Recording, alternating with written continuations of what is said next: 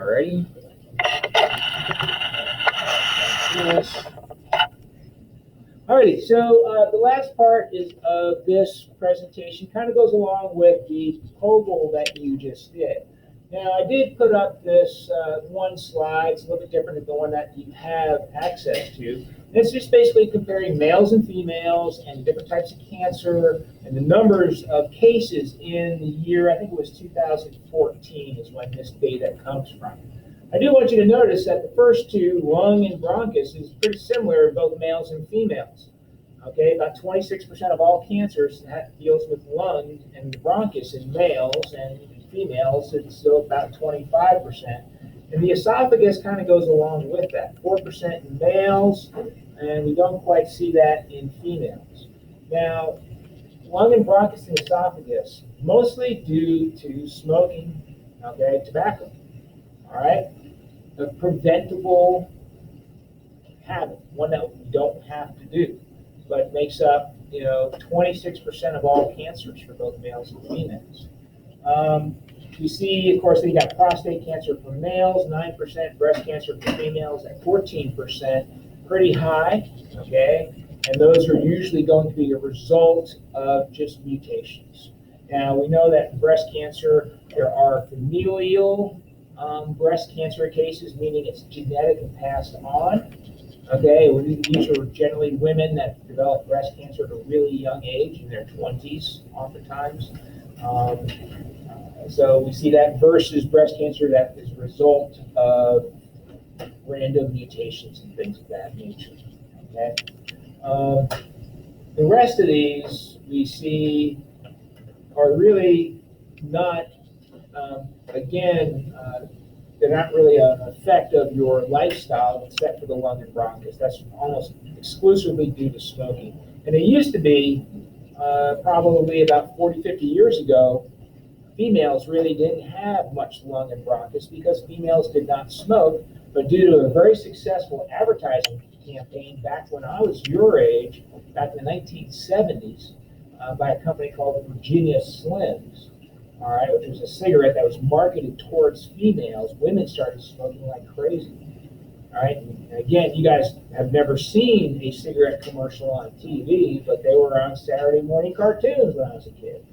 Okay, and they were in magazines, and they were on billboards, and all sports stadiums had cigarette ads. Okay, that was a result of lawsuits that finally brought the big tobacco companies to heel, so to speak. Because the big tobacco companies were doing the same thing that oil companies are doing today. They were denying any responsibility for any types of cancer, saying that the science was bad, the science was faulty, and so on, which is what the oil companies are doing with CO2 emissions and things of that nature, even though internal documents in big companies like Exxon and stuff like that show in the 1970s they knew the danger of their product, but kept on pushing it anyways and denying the science when they knew the science was there to support it. Okay. All right, here's another cool little data chart, and it's looking at cancer mortality rates. If you are orange and red, you got a high cancer mortality rate. Where do we see high cancer mortality rates on this particular chart? Kind of all in here, down in the southeast. All right, anybody know what states are right up in here? What's that? Yeah, Tennessee and West Virginia are up in this area. You got Alabama. Well, here's Tennessee, so there's West Virginia coming in. What's right above Tennessee? Kentucky, right? So, but this is all the Appalachians. And what's going on there that leads to very high cancer rates? What's that? Not wind.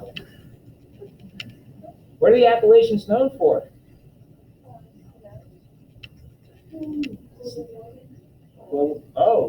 Why global warming? What do they produce here? How? Coal mining. Okay, this is where all coal miners' daughter. You never listen to any country music, Loretta Lynn, all right, Dolly Parton. I listen to Dolly every day. Okay, I get it now. Okay, All right, so this region is a lot of coal mining going on. What does that do? Black lung disease. All right. Also, fouling of the rivers and the waters and stuff like that. Heavy metals getting into the environment. A lot of that going on. And then, of course, we see all in the southeast. We know what do we have that causes a lot of cancer down here. We have a lot of people who smoke, more so than other parts of the country. There are a lot of people that are obese, more so than many other parts, particularly in the West. The West is a very interesting place. I've never been out there before. So we got a lot of issues down here in the Southeast. Same thing when we look at percent change in age standardized mortality rate from cancer, both sexes, 1980 to 2014. So if you're red, bad, any other color, you're improving on cancer rates. Look at the red. Where is it? Mostly in the Southeast. Okay, or especially in this particular area right here. All right, and we got another chunk over here, and you see a lot of red stuff down here. And does anybody know what's down here? Louisiana. What's in Louisiana? There's an area they call it Cancer Alley. What's in Louisiana? What's that? New Orleans. New Orleans would be the cancer up there. You what? Isn't that where they did atomic bomb testing? Well, that was actually Kansas where they did that, but New Orleans, down that area, Cancer Alley, that's where all your chemical refineries are. And this chemical alley, my son used to work down there in Lake Charles, and you might be aware of Lake Charles because that has been nailed twice in this hurricane season, I think really badly. But my son was saying it's really scary because you have all these massive chemical refineries there that are really not that high above sea level. And he was, listening to what the potential disaster could be if you breach some of these chemical factories and all that stuff gets wiped out, pushed out into the water and things, because they're really toxic chemicals there. So this is an issue we all have to deal with. How many people in the room have somebody in their family that has had or does have cancer?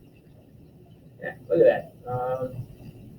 Everybody except 1, 2, 3 people. Okay. And again, the data or the stats or the predictions would be that 1 in every 3 people in this classroom will get cancer in their lifetime. So that's 1, 2, 3, 4, 5, 6 people, 6 of us. I've already had it when I was a kid. I had a little tumor growing on my chin, but I got taken off when I was like 12 years old. Okay? All right, so moving onwards. We already went through the cell cycle checkpoints, so I'm not going to spend much time going over that at all. Again, we have the G1 followed by the G2. Hey, is the cell ready to divide? Is the cell big enough? Is there enough nutrients? Is there enough room for the cell to divide? G2, has the DNA been copied correctly? Are there the right number of chromosomes? Is there the right number or amount of DNA in the cell? The M checkpoint. Are all the microtubules attached to the kinetochore so that separation of sister chromatids can occur? Okay, so we got those 3 checkpoints right there. And again, just looking through our cell cycle, of course, the G1, that's just the normal functioning of the cell. All right, again, the cell is growing, it's doing its job. G0, if that cell's no longer ever going to divide again, it moves into that G0 phase. Synthesis, of course, is the DNA replication, and the gap 2, the cell continues to grow and get ready for cell division. And of course, the M phase, divide the DNA up itself, and then followed by cytokinesis, dividing the cytoplasm in half. So just a quick overview of the cell cycle. We've already gone through the cyclin and NPF cycles, and like I said earlier, the important thing to remember is that each one of those checkpoints has its own cyclin-dependent kinase system. All right, there's not just one. It's just like a general picture of one, but each checkpoint has its own. Just looking through a diagram, this diagram's in your textbook, just showing you exactly kind of what's happening. So again, not going to spend much time there. That third checkpoint, okay, what's basically checking is checking to see the microtubules is attached to the kinetochore protein so that sister chromatid separation can occur. and making sure that every single one of those chromosomes have that attachment. All right, so cancer cells, like I said, you said earlier, essentially a failure of cell division control. Okay? Cancer cells will not respond to normal cell signals, i.e., many cancer cells lack density-dependent inhibition. What does that mean? They don't care if they're crowded together and they can grow on top of each other. You know, it's like putting a whole bunch of kindergartners in a room. You just keep on shoving them in there, right? Whereas as you get older, you're like, oh, give me some space, right? Lack anchorage dependency, all right? That means that cancer cells can be free-floating in the plasma.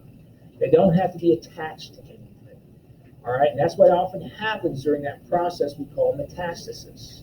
When the cancer cells break loose from their site of origin and then travel usually through the bloodstream or through the plasma to other parts of your body where they can establish tumors and things, okay? So those are a couple of the things.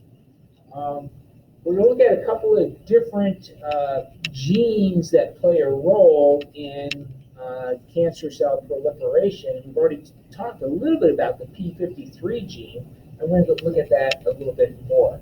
But it does play a role at the G1 checkpoint. And what it's doing is checking if there's any damaged DNA. Okay, there's also one for G2 checkpoint too. But it checks to see if any of the DNA is damaged, you know, through a mutagen or something of that nature. And then it's going to stimulate repair. Okay, it's going to stimulate repair. If it can't repair it, it will destroy the cell.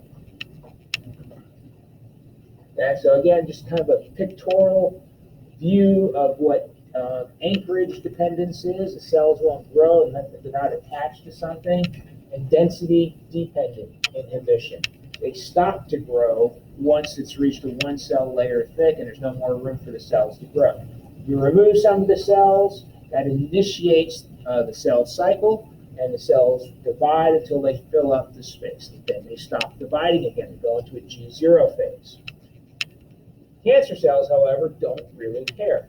They start growing and they start piling on top of each other, one to break off, and you put it into another petri dish, and so on and so on. They just keep on growing. Have you guys ever heard of HeLa cell line? Henrietta Lacks. Okay, does anybody not know what that is? HeLa cells? Yes, no, no.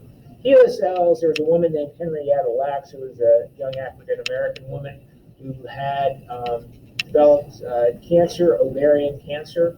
It's like in the 1950s. So she went into the doctors.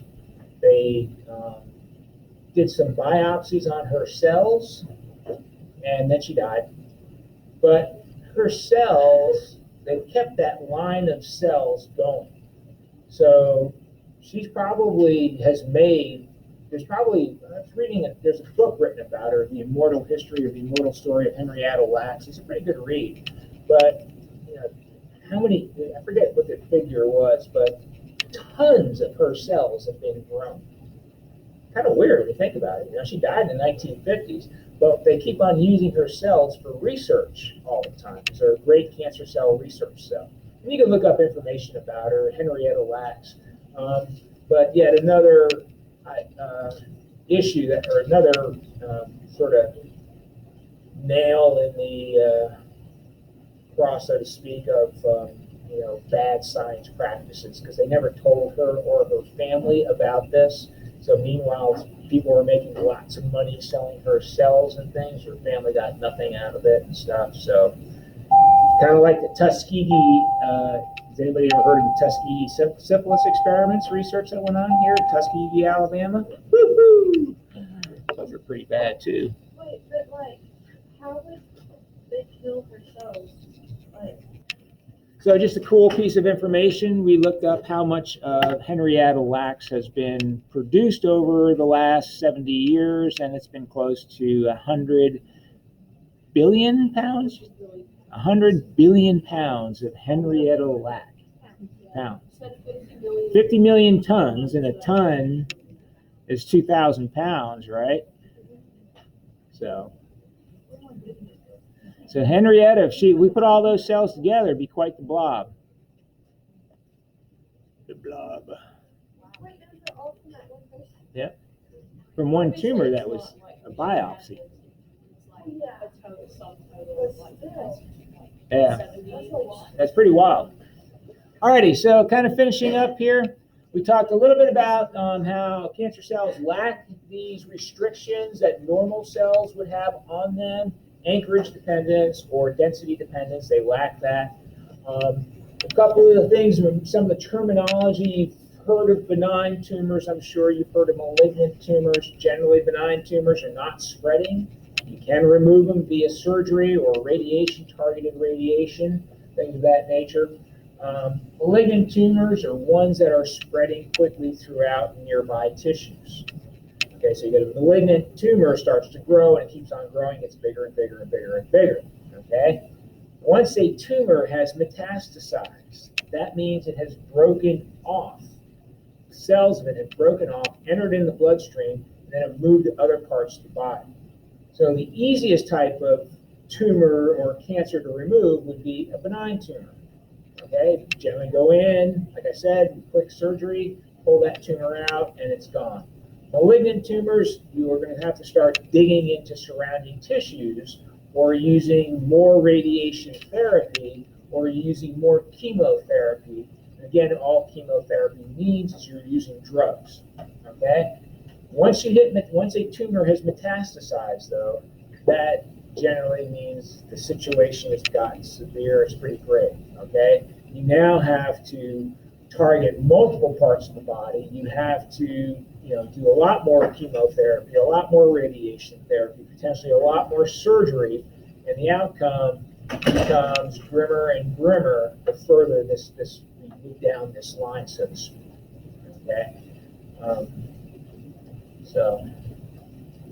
And again, cancer cells, if you're a female, you may or may not have had a pap smear yet, but when you go in for a pap smear, they take a biopsy of your cervix, and they smear it on a slide, and they will look for malignant or abnormally shaped cells. Okay, that's what they also look for whenever they do any kind of biopsy. They're looking for these abnormally shaped cells, which of course is what malign means. Okay, it's abnormal of some sort. All right. So here we are looking at these growth factors, and we already mentioned these in the POGL, the proto-oncogenes. Okay, proto-oncogenes once again play a role. They're the gas pedal. They accelerate cell division. There's a particular gene called RAS that is a proto-oncogene. It plays a role in stimulating cell division, and mutations in that particular gene are responsible for 30% of all cancers. P53, however, is one of the tumor suppressor genes that's going to stop the cell cycle. 50% of cancers are a result of a mutation in the P53, either one or both copies of P53 in a particular cell. Okay? So a lot of different things can go on there. Again, these are all just various types of growth factors that are leading to differentiation and production of turning on genes and things of that nature. All right, so remember we said the proto-oncogene, normal gene, again, that regulates cell division, helps to speed it up, okay? Cell growth and cell differentiation. Because we know all cells grow and most cells undergo differentiation, proto-oncogenes are active in about every single cell type you have.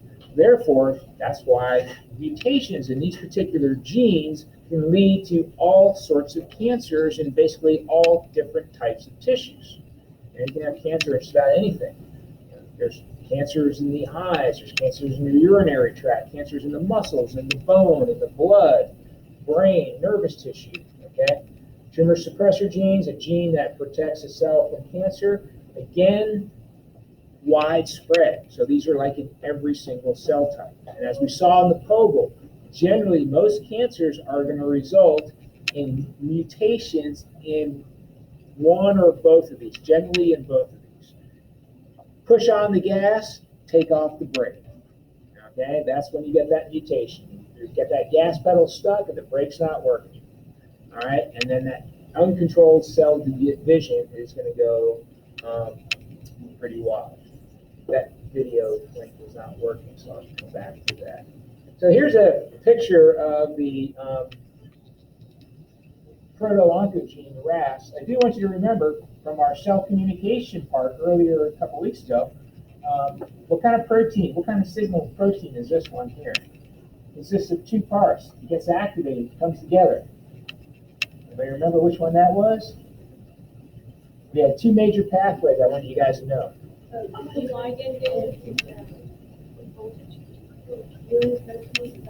We had the G protein pathway, and we had the tyrosine kinase receptor protein.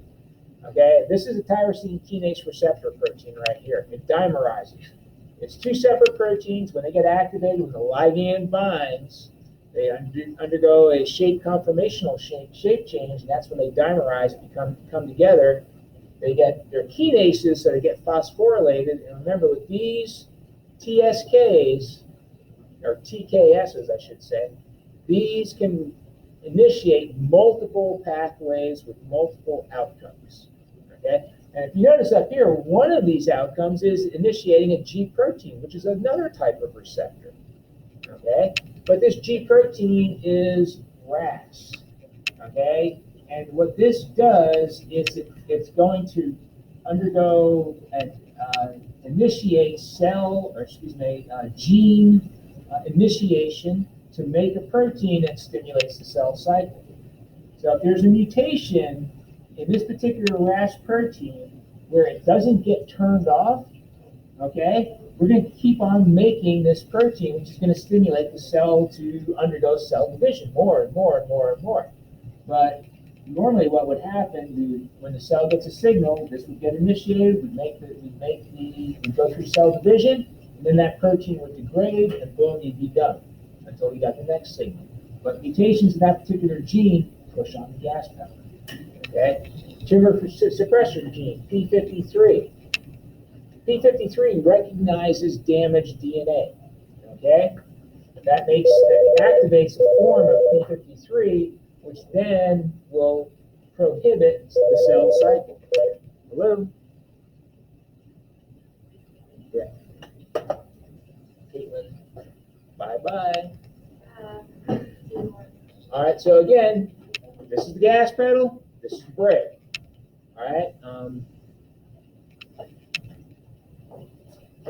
And here's just another picture of the P53. Generally, the P53 protein is in the cytoplasm, and it is in an inactive form, in that it has another protein attached to it. Now, it's called a negative regulator. If it receives a signal, hey, there's DNA damage, this protein disassociates, this protein P53 now becomes active, does one of two things. Stops the cell cycle, DNA repair happens, cell cycle restarts, cellular and genetic stability. If it cannot fix the DNA damage, it initiates apoptosis and destroys the cell.